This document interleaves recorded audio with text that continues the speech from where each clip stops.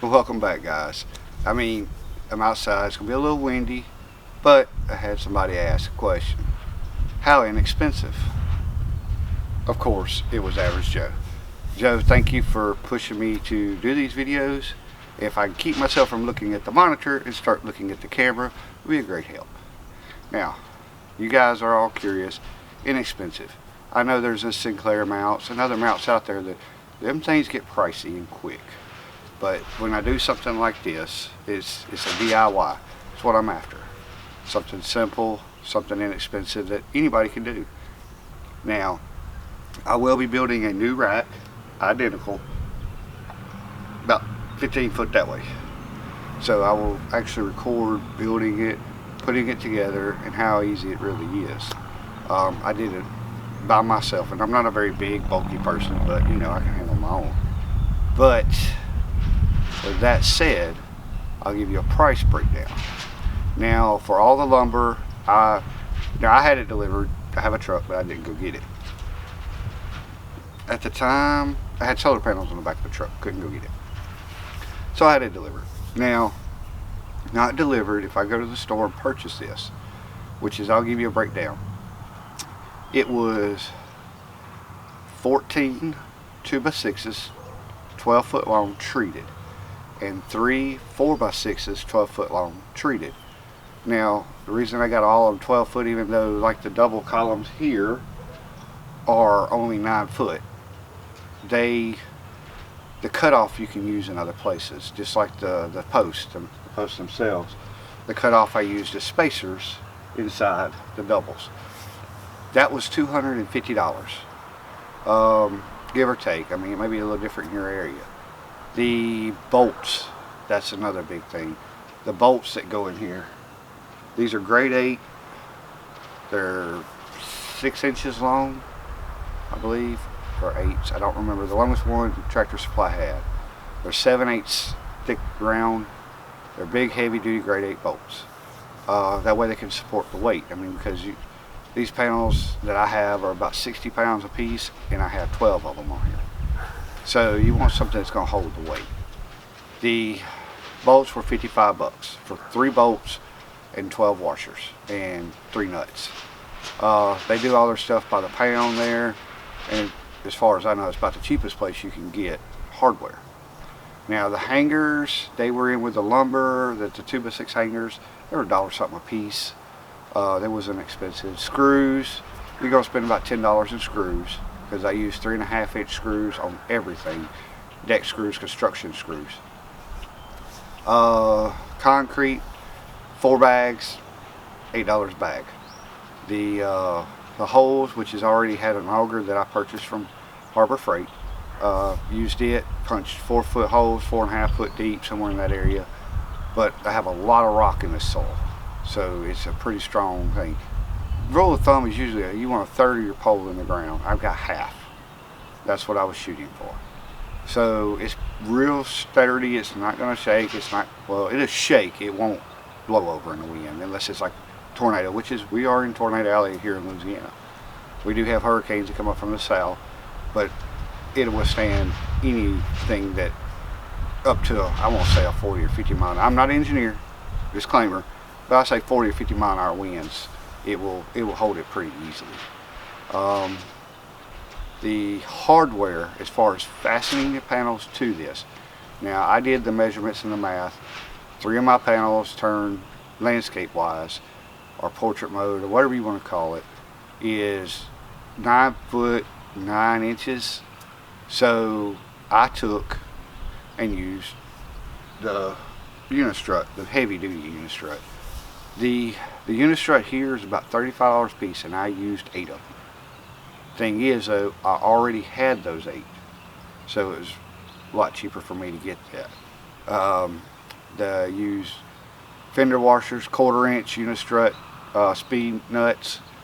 I use 1/4 inch because the washer size that goes, you know, on top of the bolt for the fender washer was small enough it would not get into the panel area.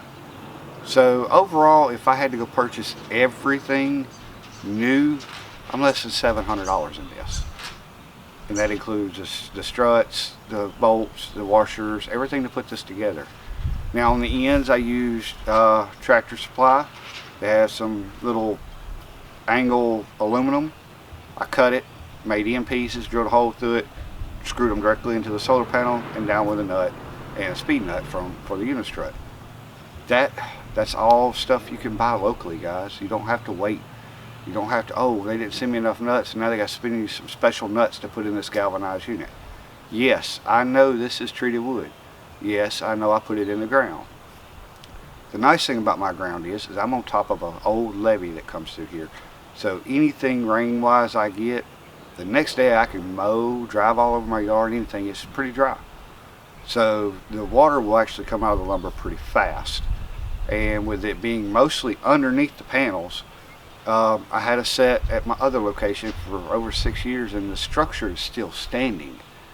And it hasn't had panels on it too. And I could go put panels on it right now and it'd be perfectly fine. And it wouldn't build near as tough as this. So for under $700 you can get 12 panels of my type on it. Now that's the reason I didn't go into mounting hardware and stuff like that real heavy. Just mainly the tilting. The mounting hardware, your panels, all that's going to differ. It's all going to differ in size. Panel sizes are all different. These are REC panels, 310 watt. Some of them are 315, but they're all the same size. The overall thing of tilting panels, I have noticed before I even done this array that I had some panels laid out in the yard testing them, which is I probably should have recorded this too and added all this. I mean, there's a lot I should have been recording over the years and putting out here for you guys, because the journey that I went through with the solar has all changed. But the tilting of the panels to match the sun coming across the sky, as far as just the tilt for the season, not necessarily tracking the sun across the sky, but just the tilt for the season or the month, which is what I'm going to do, can vary on a setup like this. In the summertime, if I got them set for summer, they're going to work great. In the wintertime, when the sun's low in the sky, especially here in Louisiana, it sucks. And I'm closer to the equator than most people in the United States. So tilting your panels is a very big deal. I lost, say this is, let's use math because I suck at it. We have a calculator here handy. We'll do some calculators. So 310 watts times 12 panels, 3720. I'll see close to that in the summertime if I had it set for summer. In the wintertime, half to about 2200 is all I would get. That makes a big difference when you're trying to power a home on this. Now I have an office that has 2 computers in it, 2 fish aquariums in it, a shop, and before I set this setup, I was powering that 24/7. That place right on it has a 2-ton air conditioner. It's mini split on it. Now I do have more coming on this because the batteries I used, I'm not very happy with them.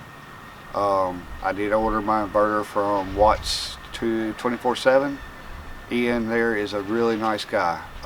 He has helped me as much as he could. The batteries, I got the Life Power 4s from Signature Solar, and I'm very unhappy with them. Now granted, I only bought 2 batteries, but starting that little 2-ton mini split, it would not do. Every time I hit it, it throw the batteries into fault. And that's with nothing else running, just the mini split. Every time it surged on, no. Now I'm running a GrowWatt 12K, which is good for 36,000 watts on a surge. The inverter has been extremely reliable.